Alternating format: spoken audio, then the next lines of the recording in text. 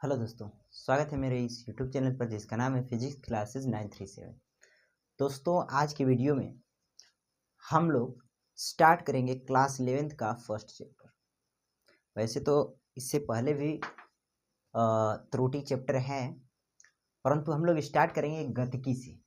ठीक है। अब गतिकी को हम लोग थोड़े से अच्छे से जानेंगे। अच्छे से जानने का मतलब ये है कि किस तरीके से उसका डिस्ट्रीब्यूशन हुआ उसको हम लोग देखेंगे। ठीक है। तो देखो, सबसे पहले मैकेनिक्स, यांत्रिकी। यांत्रिकी क्या है?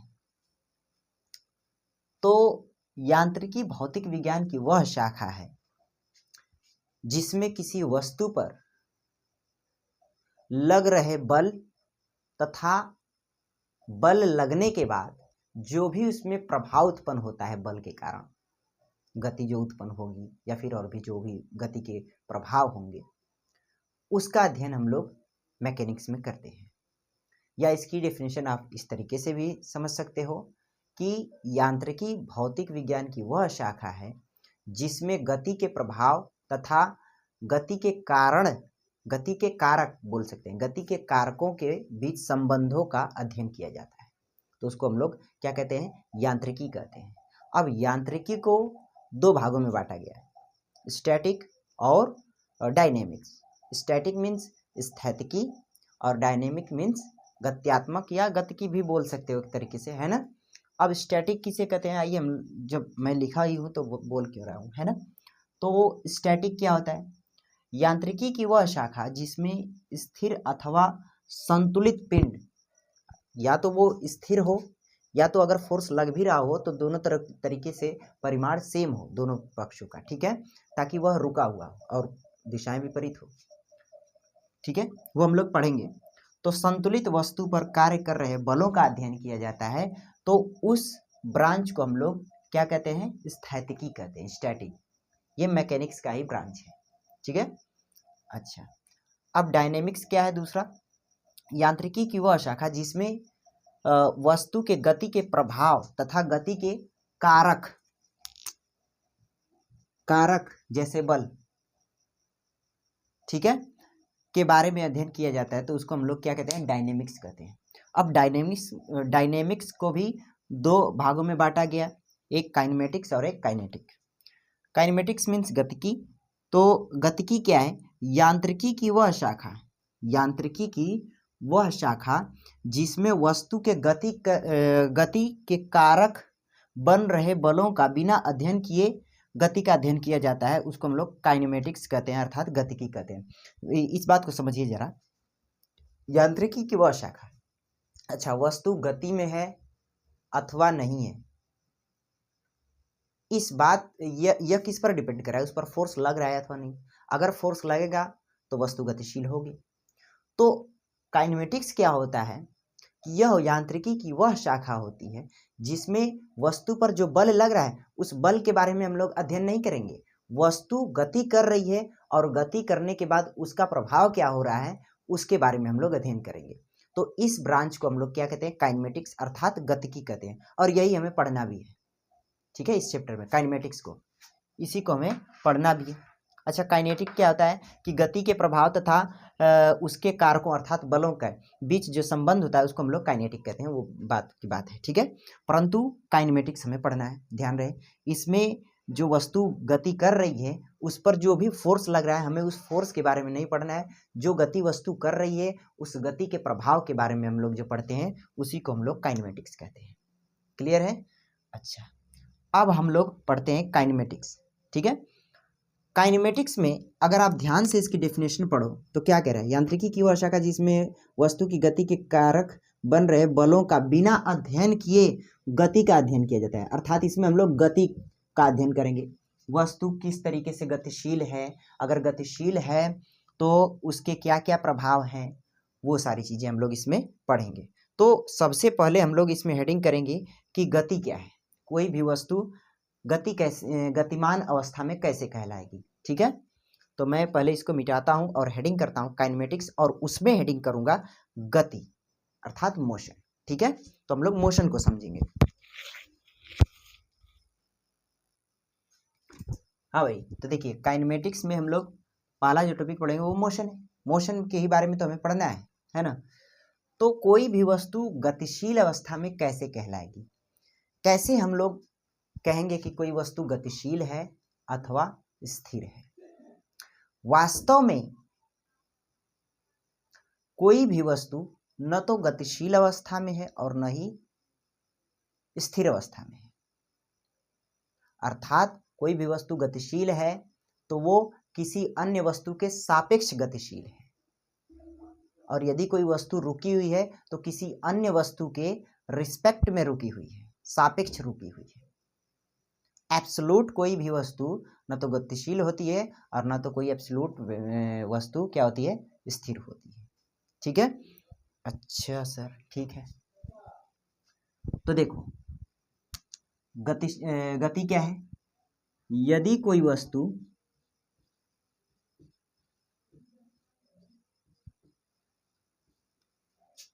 माना ए किसी अन्य, या ऐसे लिखते हैं, यदि किसी वस्तु की स्थिति, यदि किसी वस्तु अथवा पिंड, जो मर्जी आप बोल सकते हो, वस्तु की स्थिति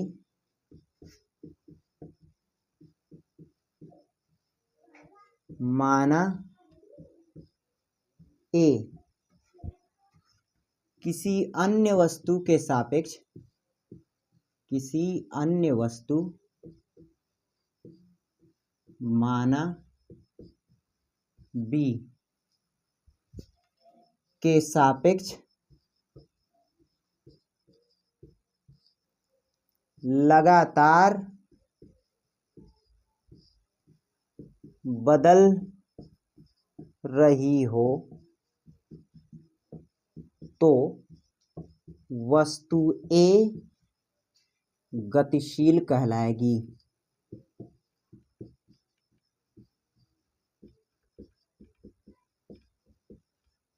यहां पर आपने क्या देखा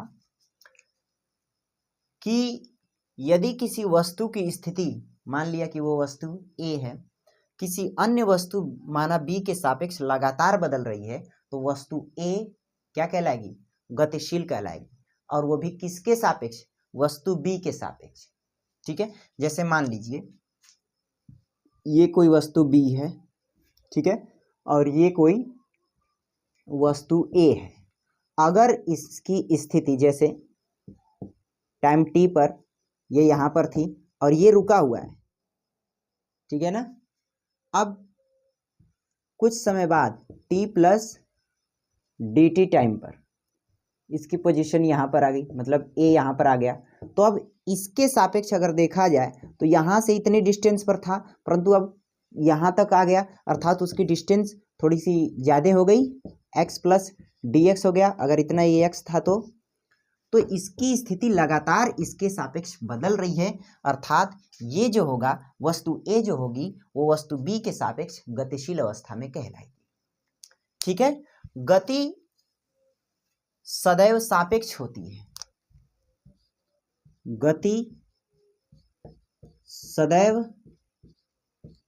गति या स्थितिकी, कोई भी वस्तु गतिशील है अथवा रुकी हुई है, इसकी तुलना आप किसी अन्य वस्तु के सापेक्ष ही करते हो।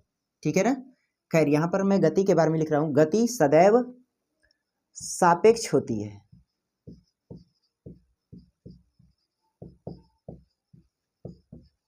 ठीक है, जैसे मान लीजिए ये कोई कार है,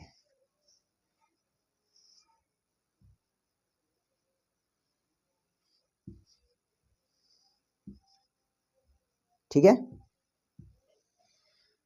ये कोई कार है भाई,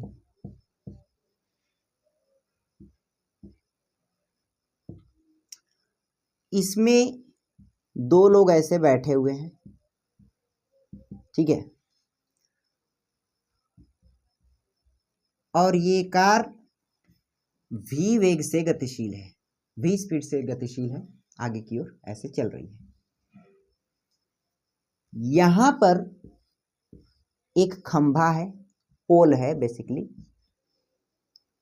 और इस पोल के पास एक लड़का ऐसे स्थित है, ठीक है, खड़ा है और इन लोगों को देख रहा है। तो लड़का ये वस्तु अर्थात ये लड़का बोलेगा, लड़का बोलेगा कि ये दोनों गति कर रहे हैं। क्यों?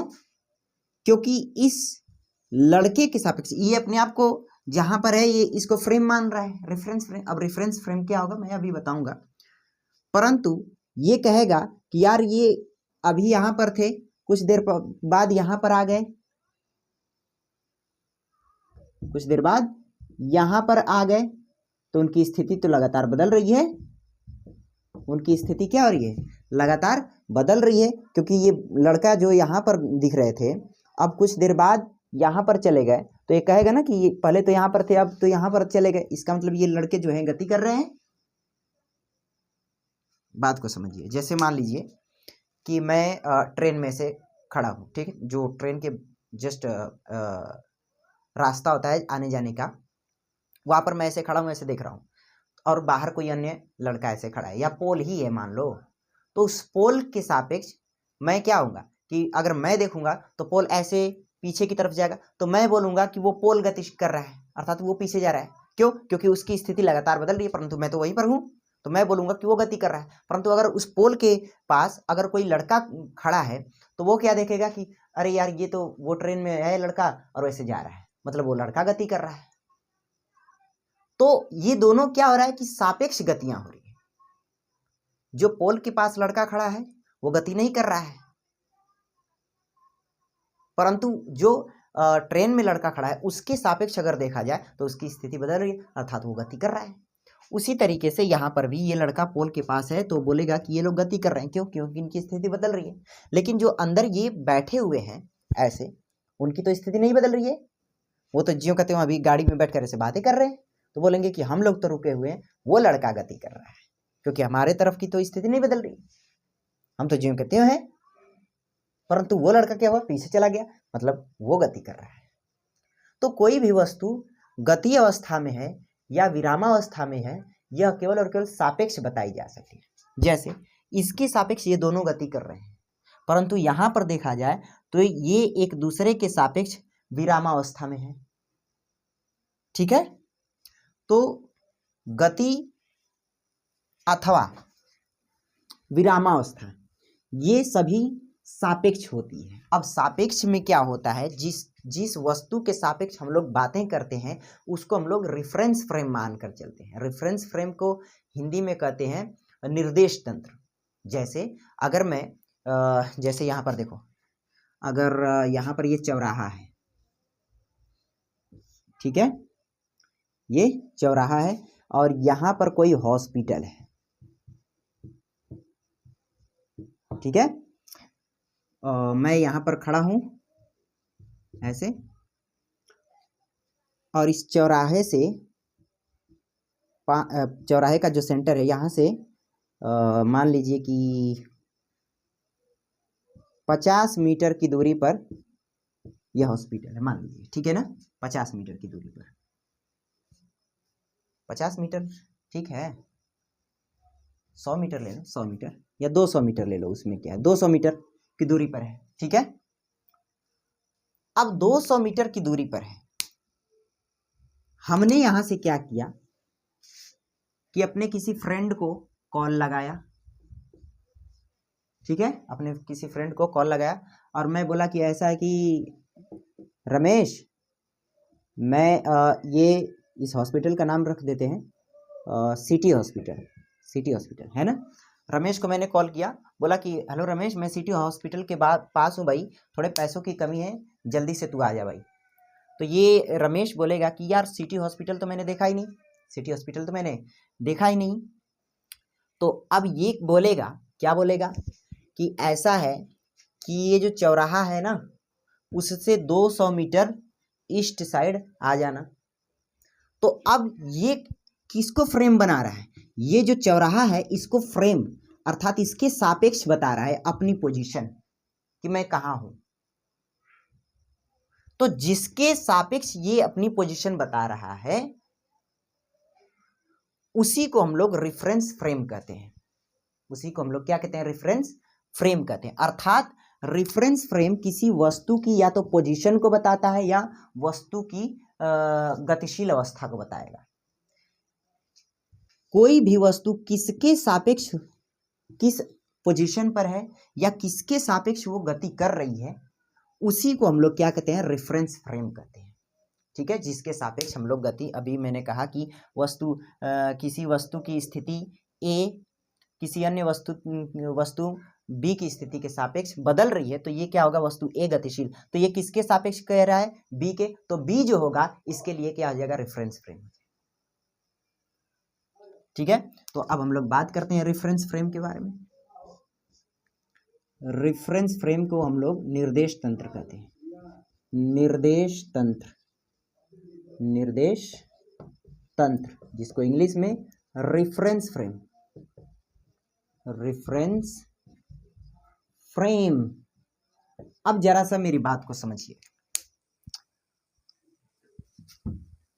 जैसे अभी अभी जो हमने एग्जाम्पल दिया, ये भाई साहब ने बोला कि हाँ ऐसा है कि मैं अभी तो जैसे ये कहीं जा रहे थे और बोले कि भाई ऐसा है कि जल्दी से पैसे लेकर आओ, मैं यहीं पर हूँ, धीरे धीरे चल रहा हूँ मैं, ठीक है ना। तो अब ये बोलेगा कि ठीक है भाई मैं आ रहा हूँ, अपनी लोकेशन दो। ये बोला कि चौराहे से सिटी हॉस्पिटल 200 मीटर की दूरी पर है, मैं वहाँ पर अभी हूँ और धीरे धीरे चलने जा रहा हूँ आगे की तरफ, ठीक है, तुम अभी आओ। ठीक है, अच्छा ठीक है सर।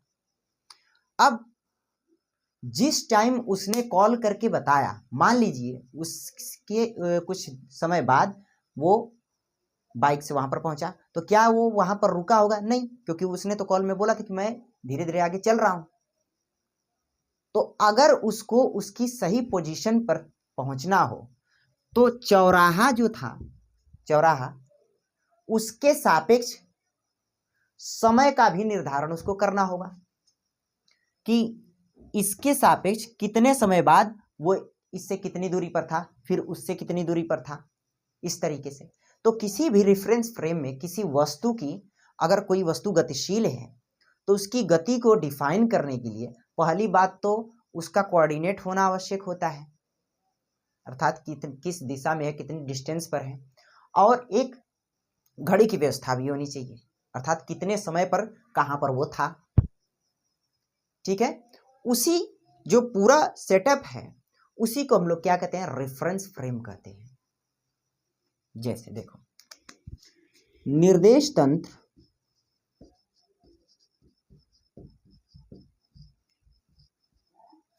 वस्तु की स्थिति, या ऐसे लिखते हैं, ऐसे लिखते हैं, किसी वस्तु, पिंड भी आप लिख सकते हो, है ना। मैं बार बार वस्तु लिख रहा हूं तो इसका मतलब ये नहीं कि किसी वस्तुओं के लिए ही केवल ये है। किसी वस्तु की स्थिति या गत्यावस्था को बताने के लिए, बताने या ज्ञात करने के लिए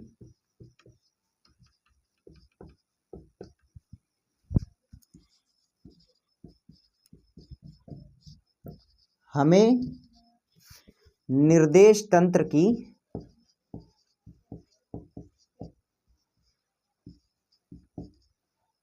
आवश्यकता होती है।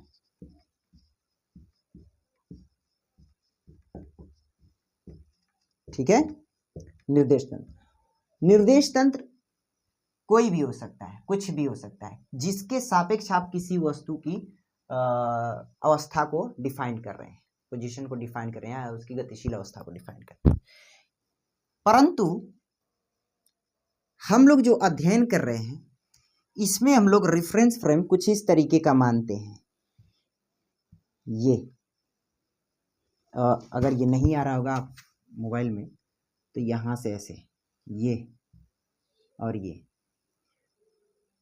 इसका सेंटर है, मतलब मूल बिंदु है, मूल बिंदु। और इसको हम लोग कहते हैं यक्स अक्ष, और इसको हम लोग कहते हैं वाई अक्ष, और इसको हम लोग कहते हैं जेड अक्ष। ये तीनों जो एक्सिस होती हैं, तीनों अक्ष जो होते हैं, ये एक दूसरे के परपेंडिकुलर होते हैं, ये ऐसे, ठीक है। ये तीनों एक दूसरे के परपेंडिकुलर। ये जो जेड एक्सिस है, ये मैंने ऐसे दिखा दिया है, परंतु 3D में दर्शाना इस पर मुमकिन नहीं था, इसलिए मैंने इसको इधर दिखा दिया। ये वास्तव में ये ऐसे है बाहर की तरफ, ठीक है ना। अच्छा, तो इस तरीके से निर्देश तंत्र हम लोग यहाँ पर दिखाएंगे। अब इस निर्देश तंत्र में मान लीजिए कोई पॉइंट यहां पर है, पॉइंट P, तो इस पॉइंट P की पोजीशन, मतलब ये पॉइंट कहां पर है, कैसे आप डिफाइन करोगे भाई? यक्स अक्ष में कुछ डिस्टेंस चला, मान लिया यक्स सेंटीमीटर मान लीजिए, और फिर वाई अक्ष में जब ये चलेगा वाई सेंटीमीटर मान लीजिए, तब जाकर ये पॉइंट P पर कोई पहुंचेगा। तो इसका जो पोजीशन हो गया वो यक्स कॉमा वाई हो गया। तो यक्स कॉमा वाई क्या बता रहा है कि भाई यक्स एक्सिस में यक्स सेंटीमीटर चला और वाई एक्सिस में वाई सेंटीमीटर चला, तो वो पॉइंट P पर पहुंचेगा। तो ये क्या होंगे? अब ये क्या दर्शाते हैं? यही इसके निर्देशांक कहलाते हैं। अर्थात निर्देशांक का मतलब ये है कि यह निर्देशित कर रहा है कि भाई साहब इतना इधर चलो और उतना उधर चलो, तब जाकर आप उस पॉइंट पर पहुंच जाओगे। अगर इसको मैं 2 सेंटीमीटर मान लूँ और इसको 3 सेंटीमीटर मान लूँ, तो ये कह रहा है कि यक्स एक्सिस में 2 सेंटीमीटर चलो और वाई एक्सिस में 3 सेंटीमीटर चलो, तब आप पॉइंट P पर पहुंच जाओगे। तो जो 2,3 है वो इसके कोऑर्डिनेट कहलाते हैं। निर्देशांक वस्तु की स्थिति को बताता है, निर्देशांक वस्तु की स्थिति को बताता है। अब सोचिए, ये तो यक्स और वाई में चला, अगर वो पॉइंट यहां पर कहीं हो मान लीजिए, तो कैसे? यक्स एक्सिस में, वाई एक्सिस में, फिर जेड एक्सिस में जैसे भी चला होगा, मान लीजिए ऐसे है, तो उसमें क्या होगा कि x comma y comma z इस तरीके से कोई किसी स्पेस में होगा। तो हाँ सर, बात तो सही है। कुल मिलाकर बात ये है कि ये कोई रेफरेंस फ्रेम है जिसमें यक्स वाई जेड क्या है? कोऑर्डिनेट है, अर्थात निर्देशांक है। और ये निर्देशांक क्या करते हैं भैया? ये वस्तु की पोजीशन को बताते हैं। परंतु मान लो कि कोई वस्तु गतिशील है, कोई वस्तु गतिशील है और किसी समय यहाँ पर जब थी तो टाइम T पर थी, कुछ देर बाद वो यहाँ पोजीशन Q पर आ गई। इस अवस्था में टाइम लगा T plus delta T।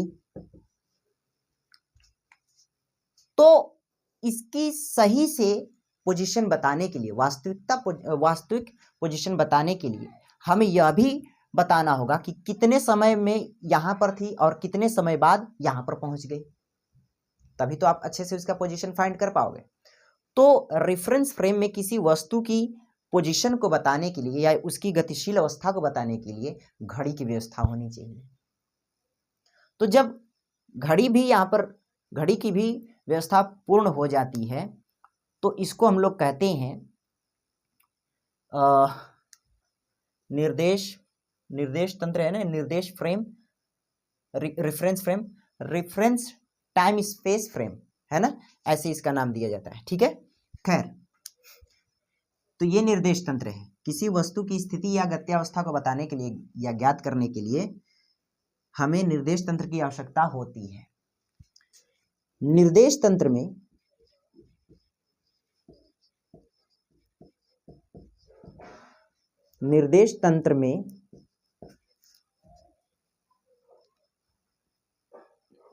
X comma y comma Z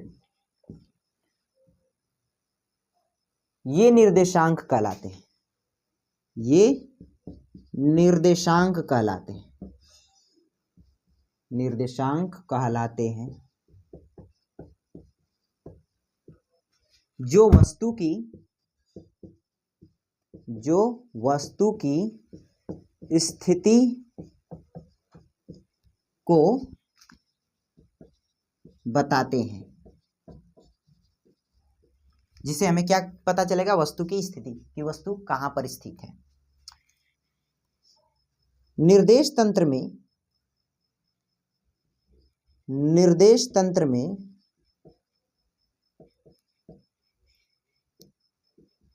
वस्तु की सही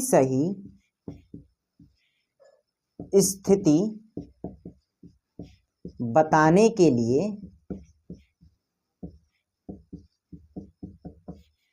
घड़ी की भी व्यवस्था होनी चाहिए।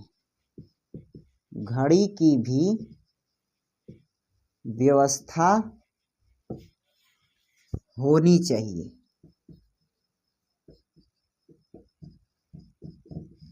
ठीक है, तो अब इसको हम लोग ऐसे रिप्रेजेंट कर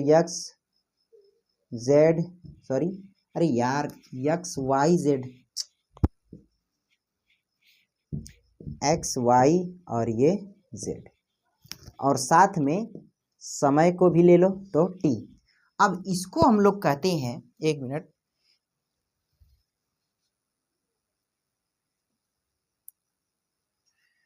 time space coordinate system. Time space coordinate system, ठीक ना। इसको हम लोग क्या कहेंगे, टाइम स्पेस कोऑर्डिनेट सिस्टम।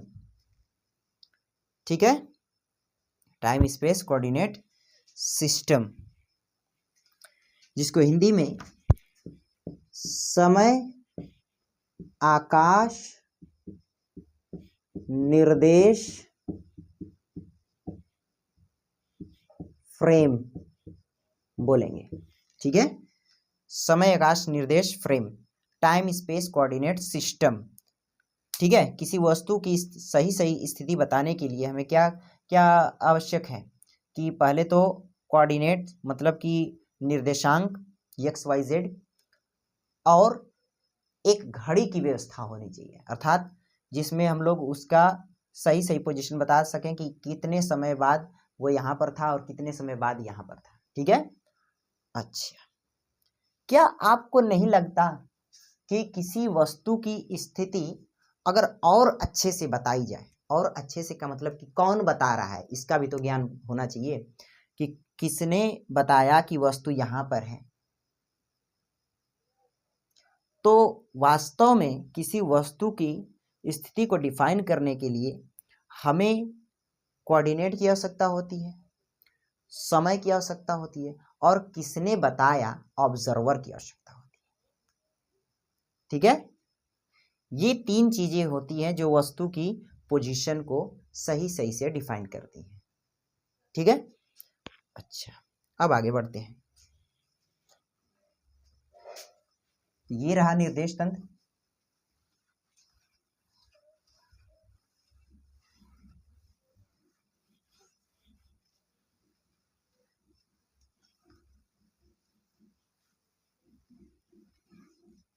देखो, किसी वस्तु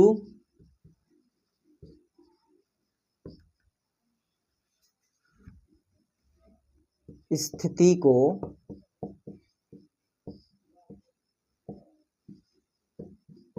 बताने के लिए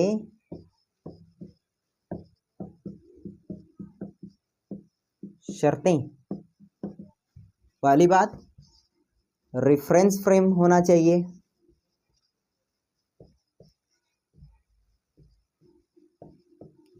दूसरी बात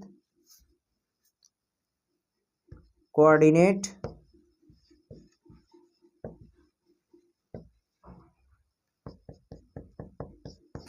watch, and fourth observer. Reference frame को हम लोग हिंदी में कहते हैं निर्देश तंत्र,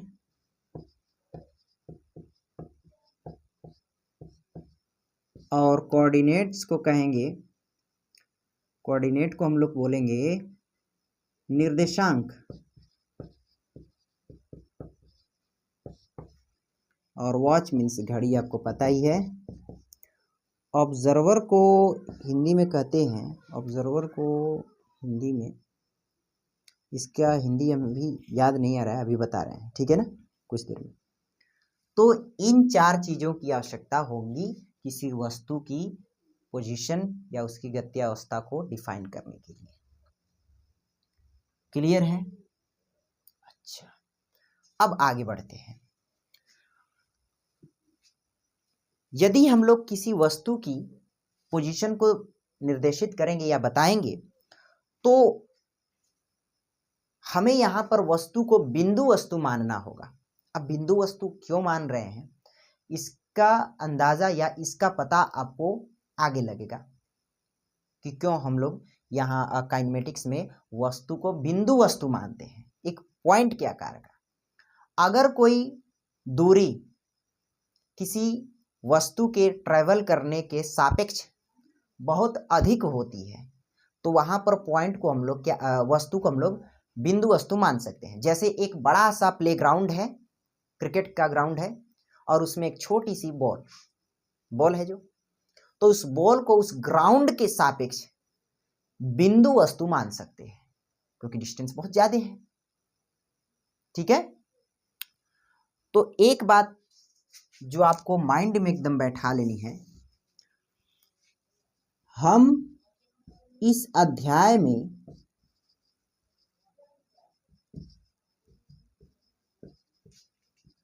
वस्तु को बिंदु वस्तु मानेंगे, बिंदु के आकार का मानेंगे। ठीक है ना? अच्छा, चलो भाई, कोई बात नहीं। जैसा कि हमने अभी अभी रेफरेंस फ्रेम के बारे में बात किया, ये रेफरेंस फ्रेम है, ठीक है। एक्सिस जो होती है ना, एक्सिस, देखो हमने अब आपको बताया कि रेफरेंस फ्रेम कैसा भी हो सकता है।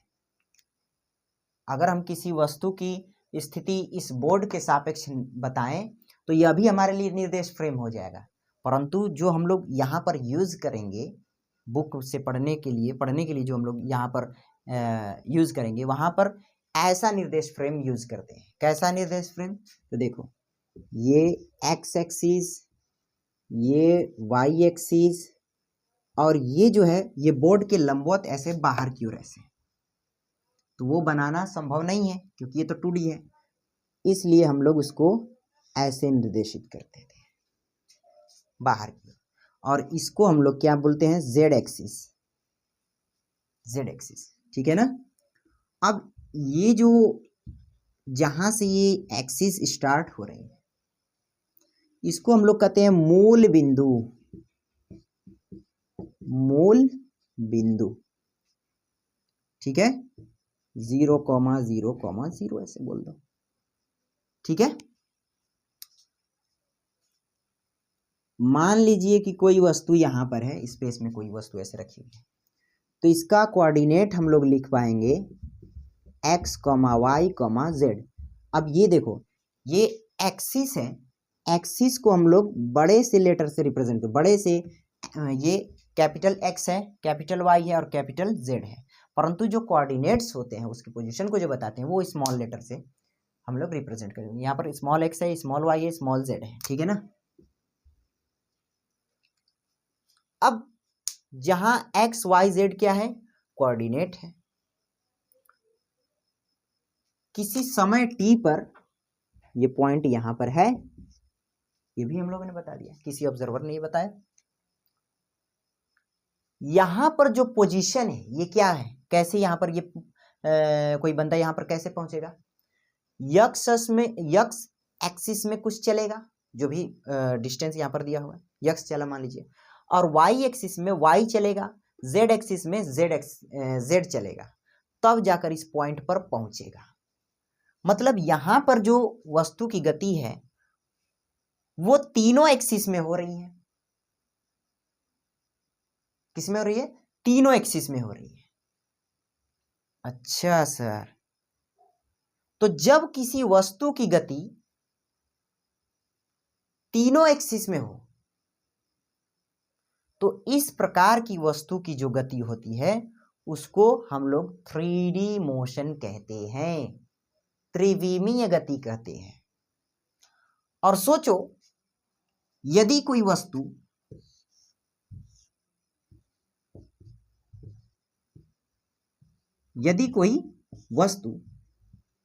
केवल x एक्सिस पर चली हो, x दूरी, तो क्योंकि वह केवल और केवल एक ही एक्सिस में चली है तो उसको हम लोग कहते हैं one dimensional motion, one dimensional motion. ठीक है, वन डायमेंशनल मोशन। ये बात अलग है कि कोई जरूरी नहीं है कि केवल वो एक्सिस x एक्सिस में ही चले, हो सकता है कि वो ऐसे चली हो कि केवल y एक्सिस में चली हो, तब भी ये एक ही एक्सिस में तो चले। एक्सिस वो z एक्सिस भी हो सकता है, x एक्सिस भी हो सकता है, y एक्सिस भी, मतलब केवल एक ही में चलना चाहिए। तो उस प्रकार की जो गति होती है उसको हम लोग क्या कहते हैं, 1D मोशन, एक विमीय गति। और यदि कोई वस्तु इस तरीके से गति की हो कि वो x और y एक्सिस में चली हो, तो इस प्रकार की जो गति होती है उसको हम लोग क्या कहते हैं, 2D मोशन, अर्थात द्विविमीय गति। ठीक है, खैर यहां पर तो ये गति का हमने डिस्ट्रीब्यूशन कर दिया, मतलब कि विभाजन कर दिया कि अगर ये रेफरेंस फ्रेम में तीनों एक्सिस में अगर वो चल रही है, अर्थात किसी स्पेस में चल रही है, तो उसकी जो गति होगी वो क्या होगी, 3 डायमेंशनल मोशन होगा। और यदि किसी दो ही एक्सिस में चल रहा है वो, तो उसकी गति को हम लोग क्या कहेंगे, 2D मोशन। और यदि किसी एक एक्सिस में चल रहा है, रेफरेंस फ्रेम के किसी एक एक्सिस में चल रहा है, तो उसको हम लोग कहेंगे 1D मोशन। और दोस्तों हमें यहां पर 1D मोशन ही पढ़ना है। क्या पढ़ना है, 1D motion, one dimensional motion, एक विमीय गति। ठीक है, तो एक विमीय गति में अगर आप ध्यान से देखो, एक विमीय गति में कैसे वो चल सकता है, या तो वो ऐसे चले या तो ऐसे चले। तो उसकी जो मोशन हो रही है, क्या वो एक रेखा में हो रही है, जिसको हम लोग बोल सकते हैं स्ट्रेट लाइन मोशन। क्या बोल सकते हैं, स्ट्रेट लाइन मोशन, सरल रेखा में गति। ठीक है, तो बेसिकली हम लोग यहां पर पढ़ेंगे सरल रेखा में गति, straight line motion, straight line motion.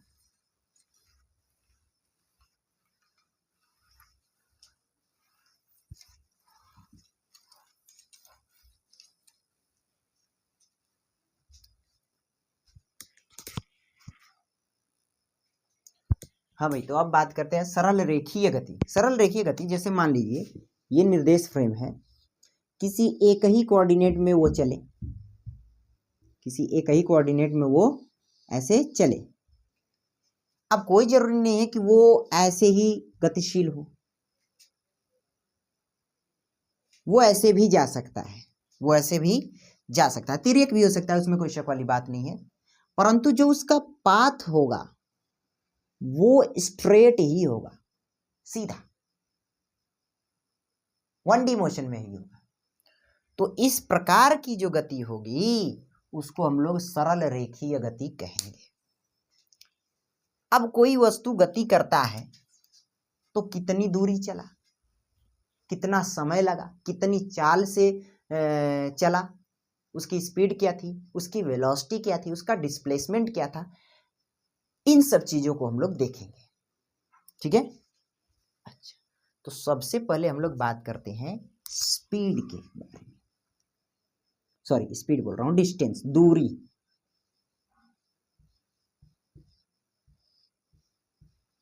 Distance,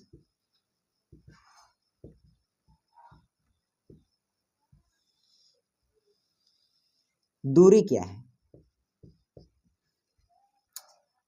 तो कोई भी वस्तु ही क्यों बोल रहे हो सर, व्यक्ति क्यों नहीं बोल रहे, या कोई जानवर क्यों नहीं बोल रहे हो? आप कुछ भी उसमें मान लेना, पिंड भी बोल सकते हो, उसमें कोई शक वाली बात नहीं है। मैं नॉर्मली वस्तु बोल रहा हूँ, ठीक है ना, आदत होगी है और कोई बात नहीं है। मान लीजिए ये कोई शॉप है, यहां हमें जाना है, परंतु यहां तक जाने के लिए रास्ते अनेक हैं। यहां से ऐसे ऐसे, भाई मैं यहां पर खड़ा हूं, ऐसे रास्ते अनेक हैं। ऐसे भी यहां पर जा सकता हूं मैं, और तो और ऐसे भी जा सकता हूं, यह भी व्यवस्था है। ठीक है, ये इस पॉइंट को मैं ए नाम दे दे रहा हूं, इस पॉइंट को मैं बी नाम दे दे रहा हूं। अगर कोई, जैसे मैं ही चल रहा था, इस पाथ से चलता, इस पाथ से, तो यहां तक पहुंचने में क्या मुझको समय ज्यादा लगता? खैर यहां पर समय की बात नहीं है, लेकिन एक तरीके से देखें तो अगर इस रास्ते से चलता तो क्या समय कम लगता? अगर इस रास्ते से चलता तो समय सबसे कम लगता, वो अलग बात है, खैर छोड़ो। लेकिन दूरी क्या हुई? अगर मैं इस रास्ते से ऐसे ऐसे ऐसे ऐसे ऐसे ऐसे ऐसे ऐसे यहां तक आया, तो जितना मैंने चला, जैसे जैसे उस रास्ते की जितनी भी लंबाई है, जितना मैं चला, सबको माप लो। जितना मैं चला हूं उस लंबाई को ही हम लोग क्या कहेंगे? डिस्टेंस कहेंगे। वास्तविक पथ लंबाई, वास्तव में जिस रास्ते से वो गया है, जैसे जैसे भी वो जाए मुड़ता हुआ, सबकी लंबाई मापनी है। वो ऐसे भी जा सकता है, ऐसे भी जा सकता है, ऐसे। तो दूरी क्या होगी? किसी वस्तु द्वारा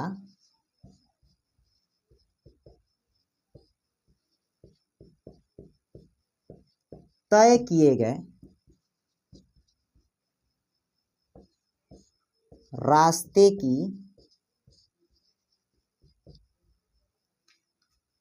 वास्तविक लंबाई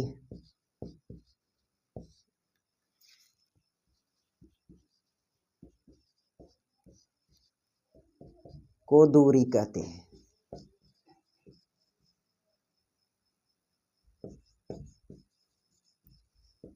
ठीक है, दूरी है। अब आप हमें बताओ कि इसमें अगर मैं इसको पाथ 1 बोलूं, इसको पाथ 2 बोलूं, इसको पाथ 3 बोलूं, तो किस रास्ते से अगर मैं चलूंगा तो दूरी ज्यादा होगी? इससे नहीं, इससे नहीं, इससे होगा, क्योंकि यहां से जो रास्ते की लंबाई है वो बढ़ गई। तो जो पाथ 2 है इसकी दूरी अधिक है। 2 is greater than 2, 3, and 3 is greater than 2, 1 path है ना। अच्छा, इसी पॉइंट ए से पॉइंट बी तक अगर मैं इस रास्ते से जाता, क्या ये सीधा रास्ता है? क्या ये सीधा रास्ता है? और इस रास्ते से जाने में मुझे समय भी कम लगेगा, है ना। तो किसी वस्तु द्वारा तय किए गए रास्ते की सूक्ष्मतम लंबाई, रास्ते की सूक्ष्मतम लंबाई, जैसे ये भी रास्ता तो था, ये भी रास्ता था, लेकिन उसकी सूक्ष्मतम लंबाई कौन सी है? ये। ठीक है, एक बिंदु से दूसरे बिंदु तक जाने के लिए जो सूक्ष्मतम लंबाई होती है, रास्ते की सूक्ष्मतम लंबाई होती है, उसको हम लोग विस्थापन कहते हैं, डिस्प्लेसमेंट कहते हैं। है वो भी दूरी ही, परंतु इसकी दिशा निश्चित होती है कि मुझको यहां से यहां तक एकदम सीधे चलना है, चाहे रास्ते में कुछ भी आ जाए, मैं ऐसे सीधे ही चलूंगा। उसकी दिशा फिक्स्ड है, वो मुड़ नहीं सकता। परंतु दूरी, इस पॉइंट पर आया डायरेक्शन इधर, इस पॉइंट पर आया डायरेक्शन इधर, इस पॉइंट पर आया डायरेक्शन इधर, इस पॉइंट पर आया डायरेक्शन इधर, अलग अलग है। मोटी मोटी बात यह है कि दूरी जो है दूरी अदिश राशि है।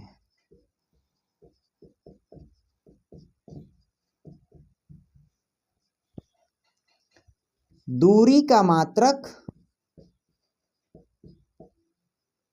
SI मात्रक लिख देता हूं, SI मात्रक क्या लिख रहा हूं मैं, दूरी का मात्रक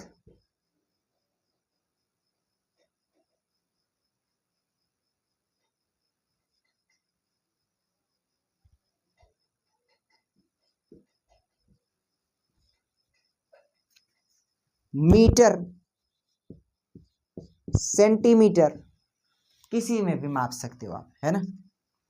परंतु जो हम लोग यहां पर यूज करेंगे वो मीटर वाला ही यूज करेंगे। इतना मीटर डिस्टेंस चला।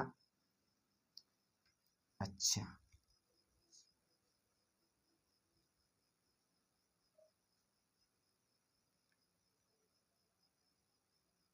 ठीक है, तो ये चीजें हैं। एक बात और, दूरी कभी भी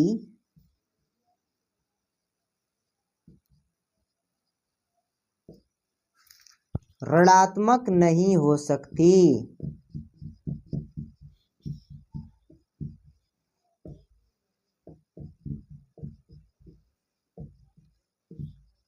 ये कहने का क्या मतलब, मान लीजिए कि मैं यहां से ऐसे ऐसे ऐसे ऐसे ऐसे यहां तक गया, पॉइंट C था, ठीक है ना, यहां से ऐसे ऐसे गया, पॉइंट C था, पॉइंट C तक गया, तो यहाँ पॉइंट A से पॉइंट C तक की जो डिस्टेंस थी वो मान लीजिए कि 5 मीटर की थी, 5 मीटर मैंने चला, फिर पॉइंट C से मैं लौटा और पॉइंट A तक आ गया, तो बताओ टोटल डिस्टेंस कितना चला, 10, क्योंकि रास्ते की वास्तविक लंबाई हमें ज्ञात करनी है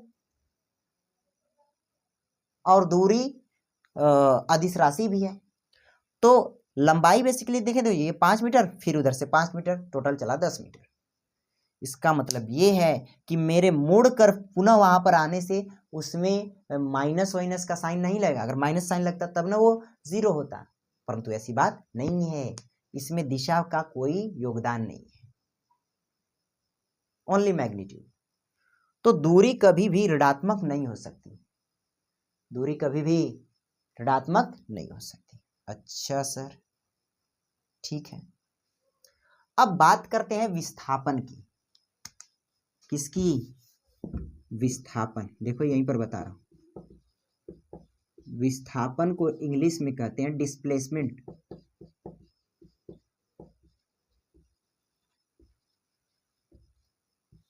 डिस्प्लेसमेंट, ठीक है, किसी वस्तु द्वारा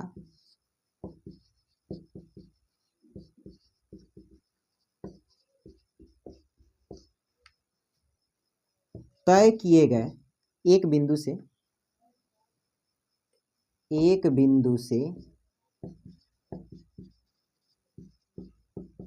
दूसरे बिंदु तक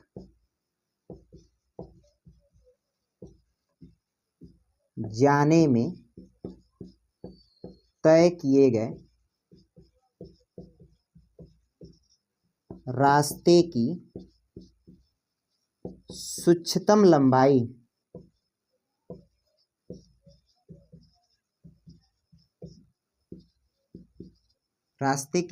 लंबाई को ही विस्थापन कहते हैं।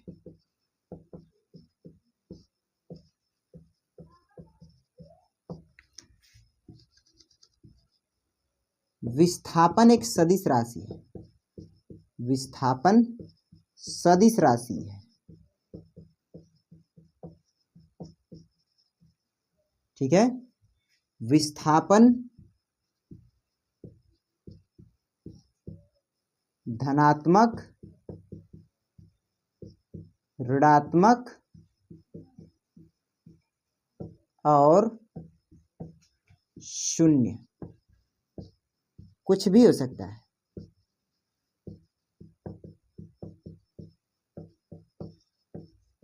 ठीक है।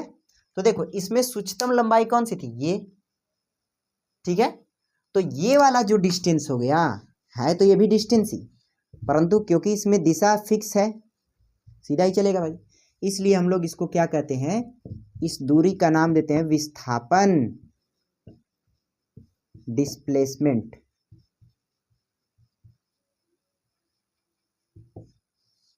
विस्थापन। अगर कोई पॉइंट, कोई व्यक्ति, जैसे मैं ही यहां पर अपने आप को बनाऊं तो उसी को ले लो भाई, पॉइंट ए से चला 3 सेंटीमीटर मान लीजिए, और पुनः अपने प्रारंभिक स्थान पर आ गया, तो विस्थापन कितने हुआ? 0। कितना हुआ? 0। अंतिम स्थिति माइनस प्रारंभिक स्थिति, सीधी सी बात। अंतिम स्थिति माइनस प्रारंभिक स्थिति। विस्थापन का मात्रक भी मीटर, सेंटीमीटर, कुछ भी हो सकता है।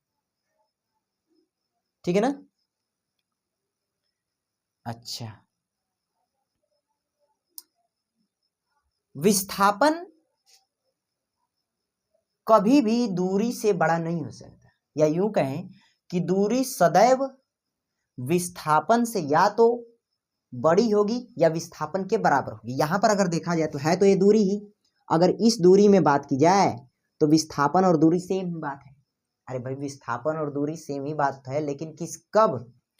जब उसका पाथ एकदम सीधी रेखा में हो, सूक्ष्मतम लंबाई हो,